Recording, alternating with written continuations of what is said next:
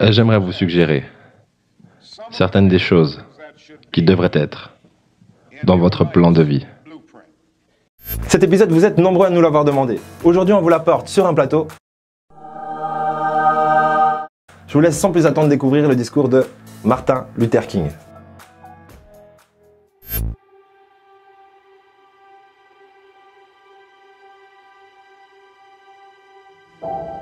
J'aimerais vous poser une question, à savoir, qu'est-ce qu'il y a dans votre plan de vie? C'est la période la plus importante et la plus cruciale de votre vie. Car ce que vous faites maintenant, et ce que vous décidez maintenant, à cet âge, pourrait bien déterminer la direction que prendra votre vie. Chaque fois qu'un bâtiment est construit, vous avez généralement un architecte qui dessine un plan. Et ce plan sert d'exemple, de guide, de modèle pour ceux qui vont construire le bâtiment. Et un bâtiment ne peut être bien construit sans un bon plan organisé et solide. Maintenant, chacun d'entre vous passe à travers le processus de construire la structure de votre vie. Et la question est de savoir si vous avez un plan détaillé, correct et solide. Et j'aimerais vous suggérer certaines des choses qui devraient être dans votre plan de vie. En numéro 1, dans votre plan de vie, il devrait y avoir une profonde conviction en votre propre dignité, votre propre valeur et votre propre quelque chose. Laissez personne vous faire sentir que vous n'êtes personne. Sentez toujours que vous comptez. Ayez toujours le sentiment que vous avez de la valeur. Et sentez toujours que votre vie a une signification ultime. Deuxièmement, dans votre plan de vie, vous devez avoir comme principe de base la détermination d'atteindre l'excellence dans vos différents domaines d'activité.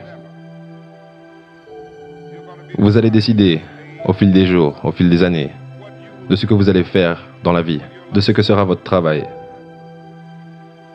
Et une fois que vous aurez découvert ce que c'est, décidez-vous à le faire et à bien le faire. Et je vous le dis, mes jeunes amis, que les portes sont en train de s'ouvrir pour chacun d'entre vous. Les portes d'opportunité qui s'ouvrent à vous et qui n'étaient pas ouvertes à vos mères et à vos pères. Et le grand défi qui vous attend est d'être prêt à entrer lorsque les portes s'ouvrent.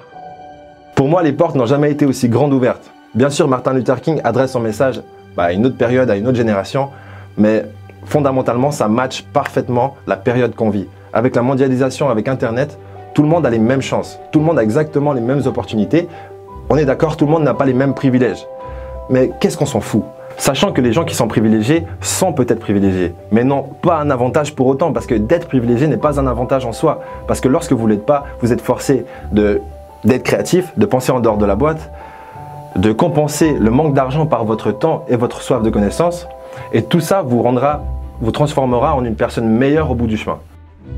Dans une conférence en 1871, Ralph Waldo Emerson, le grand essayiste, a déclaré « Si un homme peut écrire un meilleur livre, ou prêcher un meilleur sermon, ou faire un meilleur piège à souris que son voisin, même s'il construit sa maison dans la forêt, le monde fera un chemin battu jusqu'à sa porte. » Cela n'a pas toujours été vrai, mais ça deviendra de plus en plus vrai.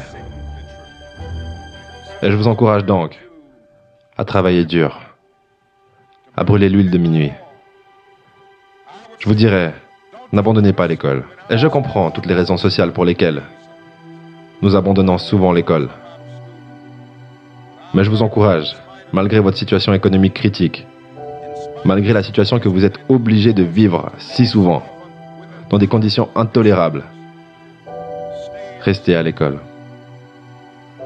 Et lorsque vous découvrirez ce que vous allez être dans la vie, décidez-vous de le faire comme si Dieu Tout-Puissant vous avait appelé pour ce moment précis de l'histoire, pour le faire. Efforcez-vous de faire du bon travail et de faire ce travail si bien que les vivants, les morts et les gens qui ne sont pas encore nés ne pourraient pas le faire mieux.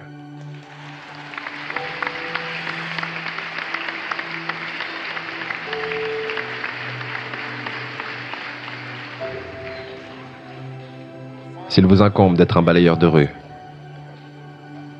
balayez les rues comme Michelangelo peignait des images. Balayez les rues comme Beethoven composait de la musique.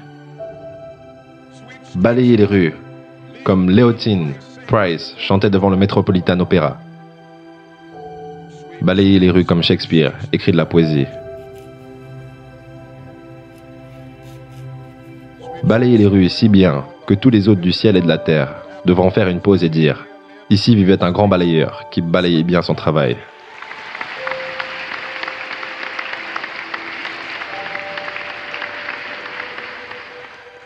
Si vous ne pouvez pas être un pin au sommet de la colline, soyez un arbuste dans la vallée.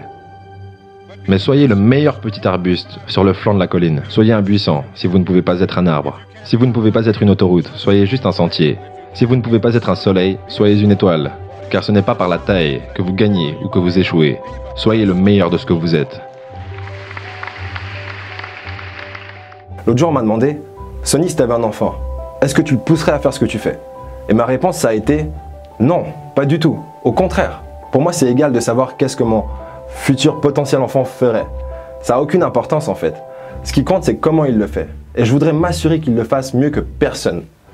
Parce que réellement, vous pouvez choisir n'importe quelle activité. Si vous êtes le meilleur dans le domaine, vous serez bien payé, vous aurez la reconnaissance dont vous avez besoin et vous aurez une qualité de vie bien meilleure. Du coup, pour moi, de savoir qu'est-ce qu'il fait, ça n'a pas d'importance. Je veux savoir comment il le fait.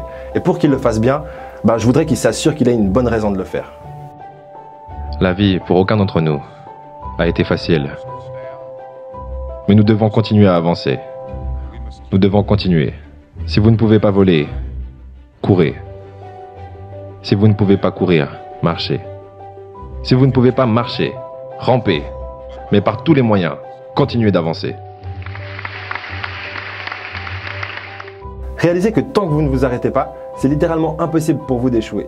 Et comprenez aussi que si vous n'arrivez pas à atteindre votre objectif du premier ou du deuxième coup, c'est normal. Ça ne veut pas dire qu'il faut changer d'objectif, mais ça veut probablement dire qu'il faut changer d'approche. Voilà. Je vous donne rendez-vous sur argentrepreneur.com pour plein de trucs sympas et gratuits. Et je vous laisse vous abonner à la chaîne pour ne pas manquer notre prochain épisode que vous allez découvrir maintenant. La deuxième partie de tout ça, c'est que vous devez savoir pourquoi vous faites ça. Parce que vous savez quoi? Vous avez peut-être de grands rêves comme « j'aimerais gagner $1 milliard » ou « j'aimerais ramener la paix sur la terre ». Pourquoi?